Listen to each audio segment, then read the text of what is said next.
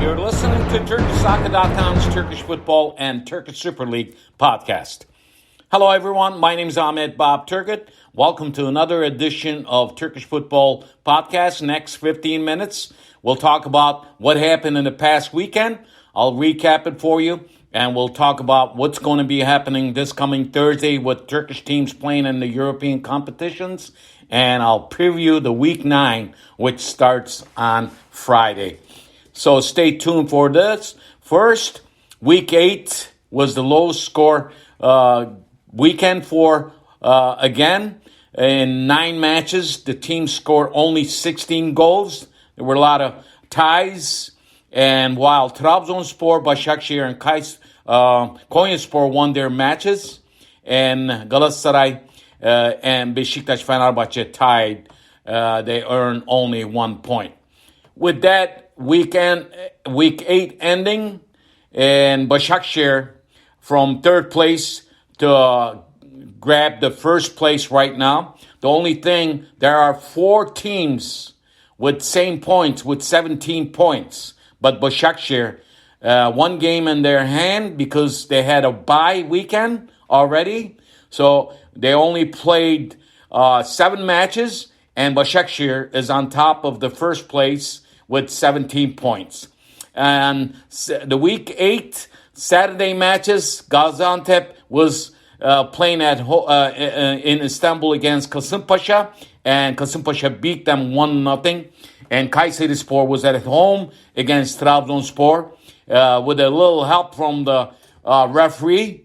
And another case of the weekend with a lot of talks about the Turkish referees, awful Turkish referees in this match. Turkish referee in this Trabzonspor Kayserispor match made a very bad call on a penalty kick. So Trabzonspor earned, while they were down 1-0, they tied the match with that penalty kick that referee gave to them at the end with a bad mistake by Kayserispor defender, actually the midfielder, and a really bad pass to a defender that cost them this match. So Trabzonspor and Kayserispor, with that score 2-1, they won.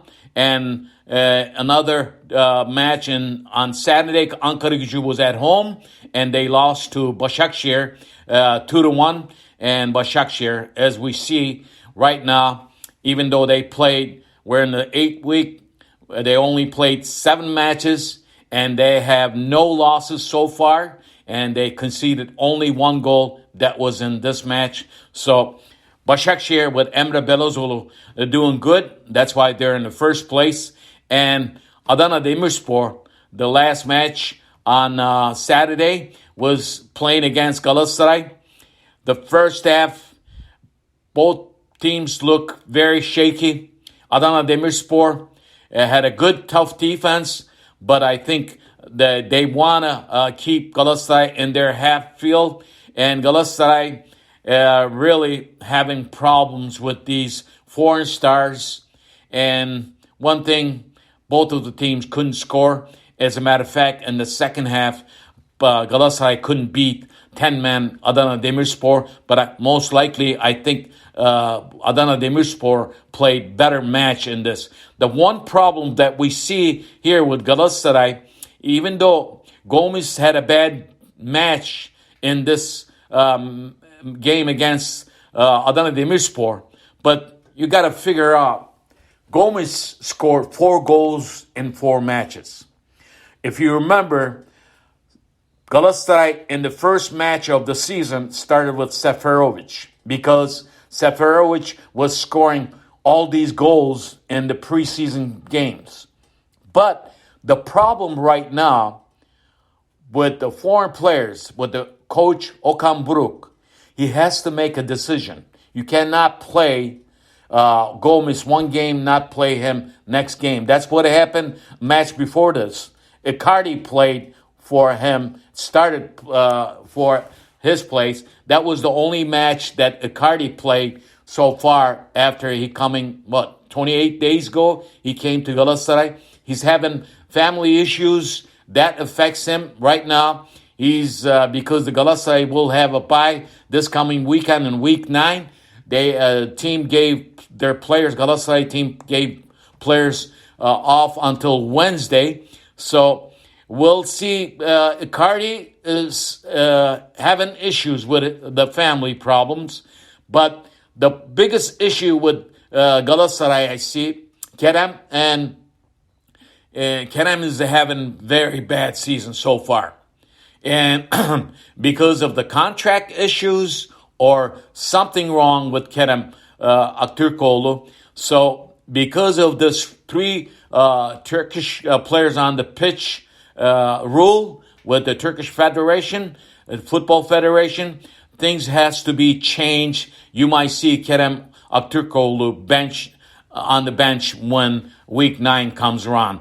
But the biggest problem right now is with Okan Buruk has to decide who's going to be the starting striker for him. Is it going to be Seferovic or Gomez or Mertens? So Okan Buruk has to make up his mind. Otherwise, in every game, if he changes these guys, it's same thing what happened to Fatih Terim when he started last season. That's what he was doing. He was benching Gomez with Mustafa Mohamed. Galatasaray team has to have consistency.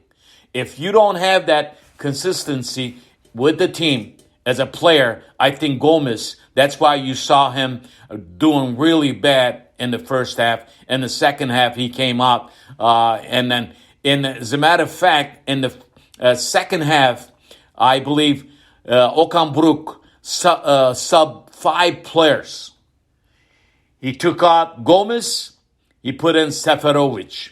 He took out Mertens and all that. I know Icardi didn't play because they said that he had injury problems, but I don't believe that was the case because his probably family issues that affected his match as far as not playing this. So Galatasaray right now, even though they after week 8.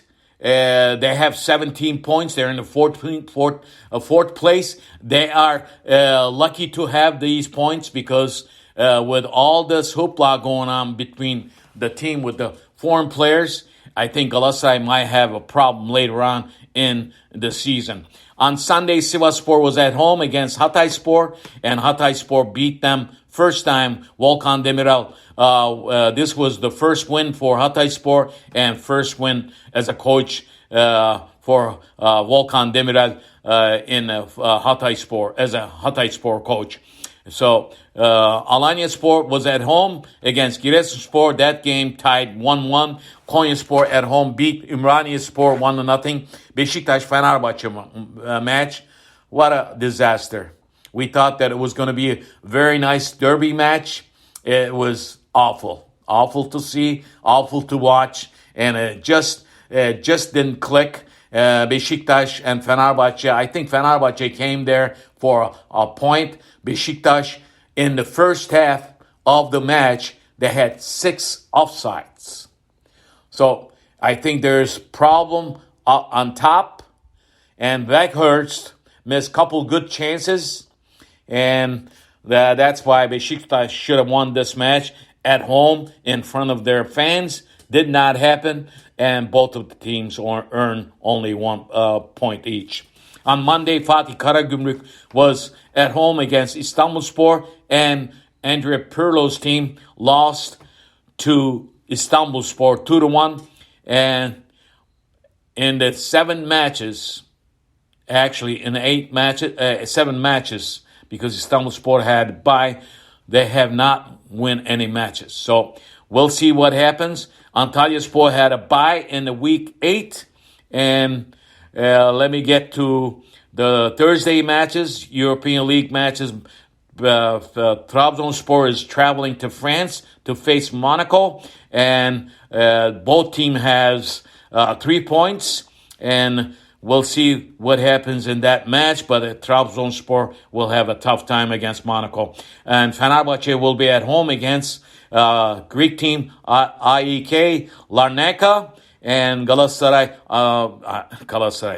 is not even European competition. So Fenerbahçe with 4 points and AEK has 3 points. In the Conference League, Başakşehir will be traveling to Latvia to play RFS, and Sivasspor will be at home against Kosovo team Balkani. So those are two Thursday matches for Turkish teams in the European competitions. Sivasspor is not doing good in the league, and they better get shaped up. Like I said before, we'll see what happens in these European matches. And week 9, and it starts on, as I said, on Friday with Adana Demirspor going to Gaziantep. That's the only match. With the win, Adana Demirspor should capture the first place on Friday, but Gaziantepspor should be a favorite in this, at least get a point from Adana Demirspor. On Saturday, there are 3 matches. İstanbulspor will host Ankaragücü, Antalyaspor will host Konyaspor, and Beşiktaş will travel to Giresun. There will be a tough match. Giresunspor with 8 points. Beşiktaş has 15 points. On Sunday, Ümraniye will be at home against Kayseri, and Hatayspor will be facing Alanya in Hatay. Fenerbahçe will be at home against Pirlo's team Fatih Karagümrük. On Monday, Trabzonspor will be facing Kasımpaşa in Trabzon, and Başakşehir will be at home against Sivasspor. In week 9, as I said before, Galatasaray will have a bye. So after all this, and before the week 9, the standing, as I said, the first place team, Başakşehir, second place team, Adana Demirspor, third place team, Konyaspor, and fourth place team, Galatasaray, all have 17 points. Fifth place team, Trabzonspor with 16 points. Sixth place team, Beşiktaş with 15. And seventh place team, Fenerbahçe 14, 8th place team Kayseri with 12, and 9th place Kasımpaşa with 12 also, and 10th place team is Gaziantep with 11 points, and the bottom of the barrel, 19th place is Ümraniye with 2 points, 18th place with Hatayspor with 4, 17th place Sivasspor 4 points and 0 wins. Those are the teams. Ümraniye and Sivasspor has not earned a win yet in the league. Also, a little note for you to give you: Hakan Çalhanoğlu, Turkish national team player, plays for Inter Milan. Today, scored a superb goal against Barcelona. As you know, he plays for Inter Milan. Inter Milan beat Barcelona with Hakan Çalhanoğlu's only goal. That was a huge goal.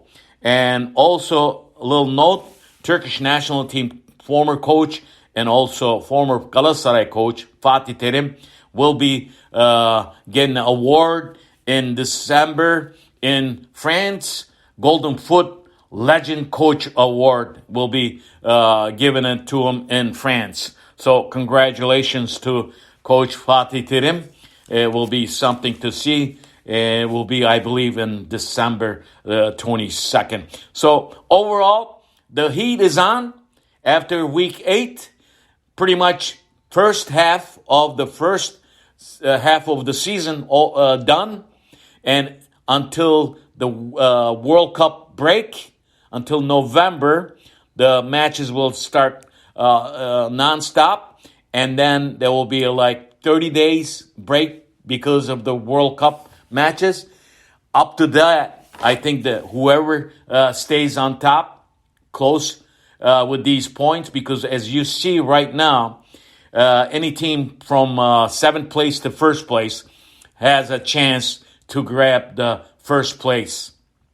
As don't forget, all the teams will have a bye weekend. As we said before, week 9, Galatasaray will have that bye weekend. They will not play match this weekend coming up. So we'll talk to you after week 9 and give you inside information. But pretty much it was a boring weekend for Turkish Super League and low score goals. Only 16 goals in 9 matches.